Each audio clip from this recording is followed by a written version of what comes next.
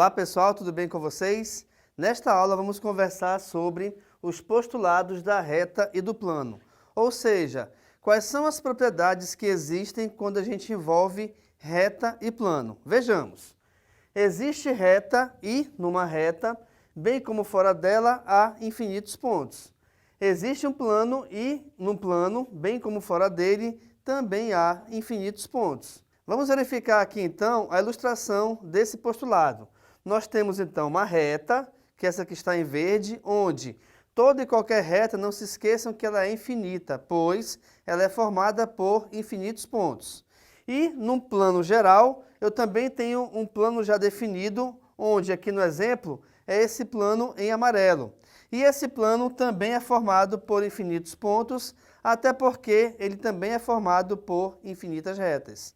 Então, o primeiro postulado trata justamente disso, tá? Que se nós temos uma reta e nós temos um plano, ambos são formados por infinitos pontos. Próximo postulado. Dois pontos distintos determinam uma única reta. O que isso quer dizer? Eu tenho aqui os pontos A e B, onde eles estão marcados aqui no desenho em roxo. Por esses dois pontos só passa uma reta, independente de ela ser uma reta infinita, independente de ela ser um segmento de reta ou uma semirreta, tá? Então, independente da sua classificação, por dois pontos quaisquer só passa uma reta. Então, se eu tivesse uma outra reta passando por cima ou passando por esses pontos, essas retas seriam coincidentes. Mas eu posso também ter a seguinte situação. Um outro postulado importante é que, por um único ponto, eu tenho infinitas retas passando por ele. Aí é diferente, pois eu só tenho um ponto. Mas, entre esses dois, só tem uma reta. Se eu tiver uma outra reta diferente dessa aqui, já não vai ser reta, vai ser curva, tá? Eu não tenho como passar duas retas por dois pontos. Terceiro postulado. Três pontos não colineares, ou seja, três pontos que não estão situados numa mesma direção em relação a uma reta, determinam um único plano que passa por eles. Isso quer dizer, então, o seguinte. Eu tenho aqui três pontos onde, se você verificar bem, esses três pontos, se eu passar uma reta, eu não vou conseguir interligar os três, a não ser que eu passe mais de uma reta. Então, quando nós temos três pontos que não são colineares, esses três pontos, pelo menos três deles, né, já me determinam um plano. Então, esse plano, que é essa parte de azul, é determinado justamente por, no mínimo, três pontos. É um postulado muito importante também. O próximo me diz o seguinte. Se uma reta tem dois pontos distintos no plano, então ela está contida no plano. Como assim? Vamos supor que a gente tem aqui, tem os pontos A e B, onde por esses pontos A e B me passa uma única reta. Como é que eu sei disso? Nós vimos agora há pouco nesse postulado aqui do lado, tá? Então eu tinha aqui onde dois pontos distintos determinam uma única reta. E é essa mesma ideia que a gente vai utilizar aqui para o quarto postulado.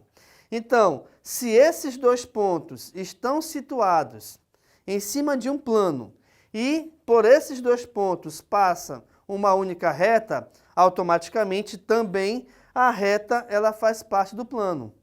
Então é justamente isso que está indicado aqui embaixo. Reparem, os pontos A e B pertencem ao plano alfa e automaticamente os pontos A e B pertencem também a essa reta R, tá? Então, se eu tenho um plano onde nesse plano tem dois pontos pelo menos, dois pontos diferentes, logicamente, e eu consigo desenhar uma reta que passa por esses pontos, então, automaticamente também, essa reta ela faz parte do plano. Então, percebam aqui que nós temos alguns postulados bem importantes que tratam da posição de reta e plano. Agora você pode pensar, e para que de repente isso aqui é importante? Bem, quando um diretor ele vai dirigir um filme, uma novela, uma série, enfim, até mesmo comercial, ele tem que ter essa noção da posição de reta e plano para quê? Para que ele possa colocar e situar os seus atores ou os objetos dentro da cena de acordo com a sua vontade. Então ele consegue perceber que nós temos pontos colineares e pontos que pertencem ao plano, onde, de repente, esses pontos podem ser considerados como sendo os atores ou objetos. Então é muito importante isso, pessoal, para a composição de uma cena, a composição de um comercial, a composição de um filme, tá? Então esses postulados que envolvem reta e plano têm a sua importância dentro do cinema e da televisão também. Então fique à vontade para tirar a foto aqui do quadro. Muito obrigado pela sua atenção e tchau.